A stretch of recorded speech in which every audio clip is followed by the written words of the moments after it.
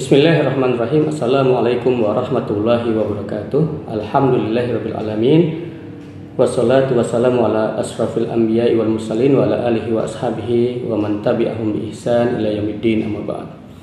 Saudara muslim dimanapun berada, alhamdulillah kita kembali pada kajian Ramadan di hari yang ke-8. Insyaallah kita akan membahas pada kesempatan kali ini terkait dengan tulul amal atau panjang angan-angan. Ini adalah satu tema yang juga banyak dibahas oleh para ulama, yang tentunya penting juga untuk kita renungi di bulan Ramadan ini, karena puasa kita sesungguhnya bukan hanya menjaga diri kita dari makan dan minum, tapi juga menjaga diri kita dari hawa nafsu, menjaga diri kita dari angan-angan yang panjang terhadap dunia itu. Apa itu tulul amal?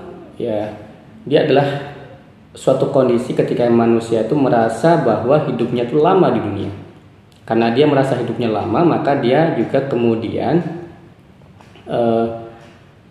memperpanjang angan-angannya tentang dunia ini. Dan karena dia panjang angan-angannya tentang dunia ini, maka akhirnya bisa berdampak dia melupakan akhiratnya. Karena itu para ulama salaf mengatakan bahwa barang siapa yang panjang angan-angannya, maka buruklah amalnya.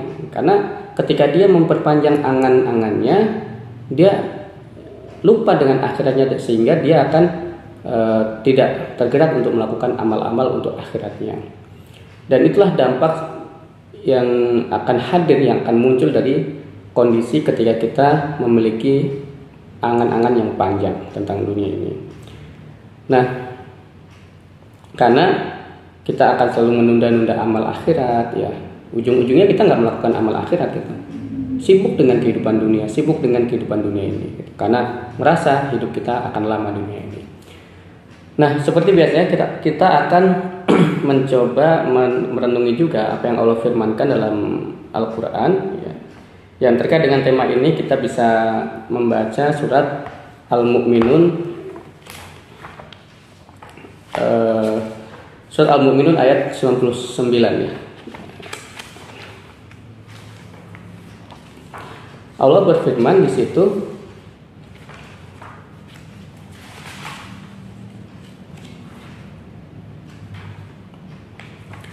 Allah berfirman dalam surat Al-Mu'minun itu ayat ke-99, A'udzu billahi minasyaitonir rajim. Bismillahirrahmanirrahim. Hatta idza jaa ahadahumul mautu qala rabbirji'un la'alli a'malu salihan fima taraktu kalla innaha kalimatun huwa qailuha wa min waraihim barzakhun ila yaumi yub'atsun. Shadaqallahul azim. Nah, di sini Allah katakan hatta idza jaa ahadahumul maut, sampai ketika datang kematian itu kepada di antara kalian, salah satu di antara kalian, di antara mereka, ya. Qala rabbirji'un, mereka mengatakan, ya Allah, ya Rabbku, kembalikanlah aku ke dunia.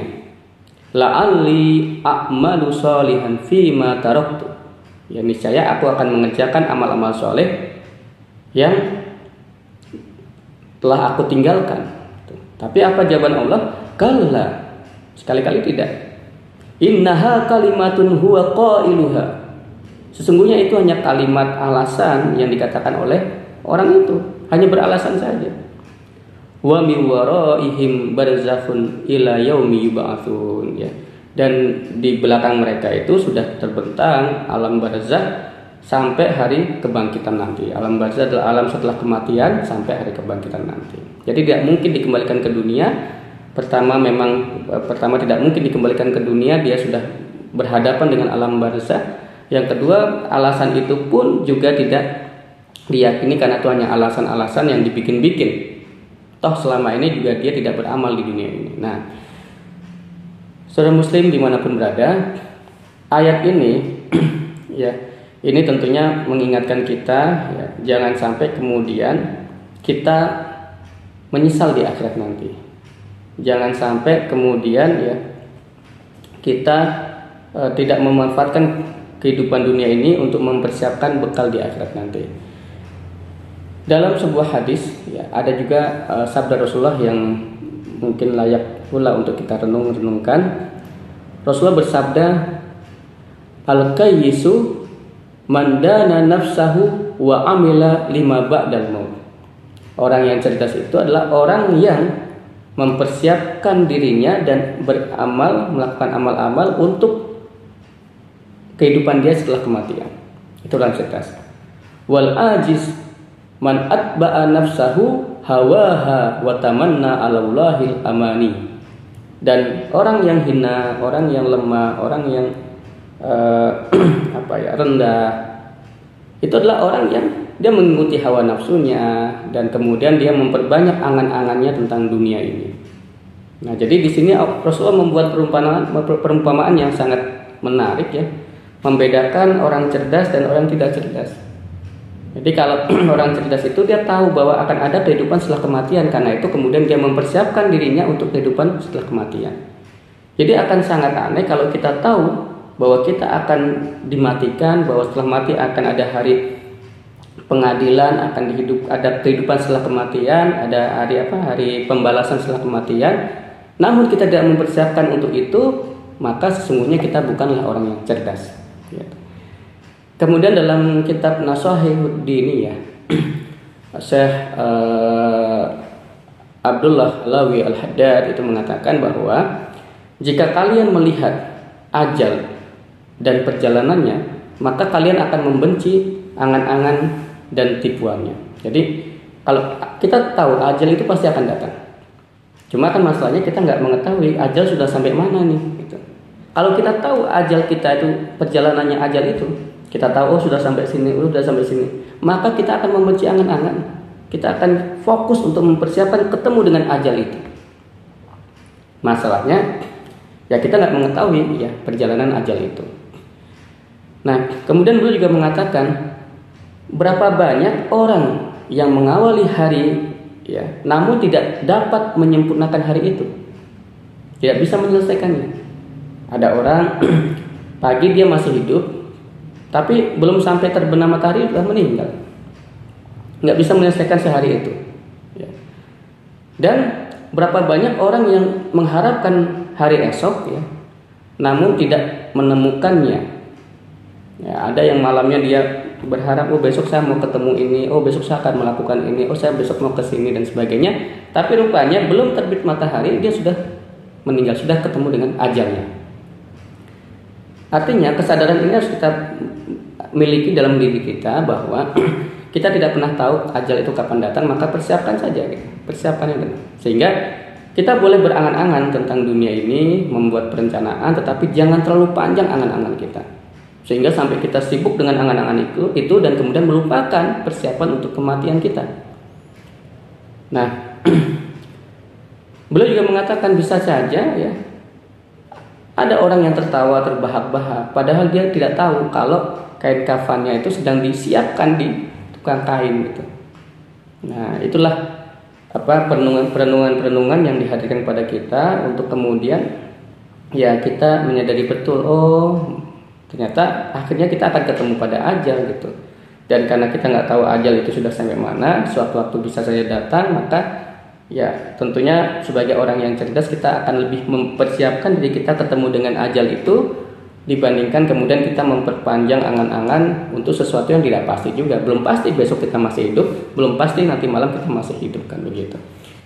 Kemudian ada sabda Rasulullah juga yang ini juga menarik untuk kita renungkan. Beliau bersabda, "Naja awwalu hadhil ummah bil yakin wa zuhud." Sesungguhnya generasi awal umat ini itu diselamatkan dengan keyakinan dan kezuhudan. Artinya karena mereka yakin akan adanya hari kiamat, akan adanya kematian, akan adanya hari pembalasan, akan adanya hari akhirat, maka mereka mempersiapkan untuk kehidupan itu. Dan mereka zuhud dengan dunia ini sehingga rileks kehidupannya, santai hidupnya. Dia merasa bahwa semua ini milik Allah. Sementara wahalaka akhiru hadhil ummah, dan umat ini ya akhir umat ini akan dihancurkan bil bukhli wal amal, dengan kekikiran dan panjang angan-angan. Nah, kenapa mereka mereka kikir? Karena merasa bahwa seakan-akan kehidupan ini milik dia semua, kekayaan yang dia miliki milik dia semua, rumahnya, mobilnya, pangkat jabatannya, semuanya milik dia semua, keluarga besarnya milik dia semua. Dia lupa bahwa semuanya itu milik Allah. Karena dia merasa milik dia pun tidak mudah untuk memberikan pada orang lain gitu. Dia anggap bahwa ini kan hasil usaha saya, ini kan hasil usaha saya, ini kan hasil usaha. Kamu kalau mau ya kamu usaha juga dong gitu. Dia lupa bahwa sesungguhnya ya itu semuanya milik Allah, semuanya datang dari Allah. Dan amat dan punya angan-angan yang panjang gitu. Nah, inilah yang akan mengantarkan kita pada kehancuran. Sabda ini mestinya menjadi renungan kita bahwa ya setidaknya jangan sampai kita menjadi umat yang akhirnya hancur karena kita kikir dan panjang angan-angan itu. Kalaupun kita tidak bisa seperti generasi awal, ya setidaknya kita berusaha untuk mencapai itu, memiliki keyakinan ya, dan memiliki kezuhudan terhadap dunia ini. Ya. Imam Ali bin Abi Thalib radhiyallahu anhu pernah mengatakan bahwa yang paling aku takutkan dari kalian adalah memperturutkan hawa nafsu dan panjang angan-angan. Jadi khalifah keempat ini, menantu Rasulullah ini, pernah menyampaikan pada khalayak masyarakat muslim ya, aku takut dari kalian ini kalau kalian memperturutkan hawa nafsu dan punya angan-angan yang panjang gitu. Karena itu akan menghancurkan mereka, akan membuat mereka tidak lagi terhormat, akan membuat mereka terhina, akan membuat mereka sibuk dengan dunianya, akan membuat mereka akhirnya tidak mendapatkan pertolongan Allah, tidak mendapatkan rahmat Allah dan sebagainya. Rasulullah pernah berpesan pada Ibnu Umar, hiduplah di dunia seolah kamu orang asing dan pelintas jalan. Jadi kita hidup ini kayak orang asing, cuma ngelewat aja gitu. Jadi santai aja gitu. Sama kalau kita perjalanan dari Pontianak ke Kapuas Hulu atau sebagainya, ya kita melewati Sintang, melewati Skadau, Sanggau, itu lewat saja. Kalaupun kita mampir makan secukupnya. Nah, kemudian Ibnu Umar menyampaikan pesan Rasulullah ini ya kepada saudara muslim lainnya, dan beliau menambahkan, jika kamu berada pada waktu pagi, maka janganlah menunggu waktu sore.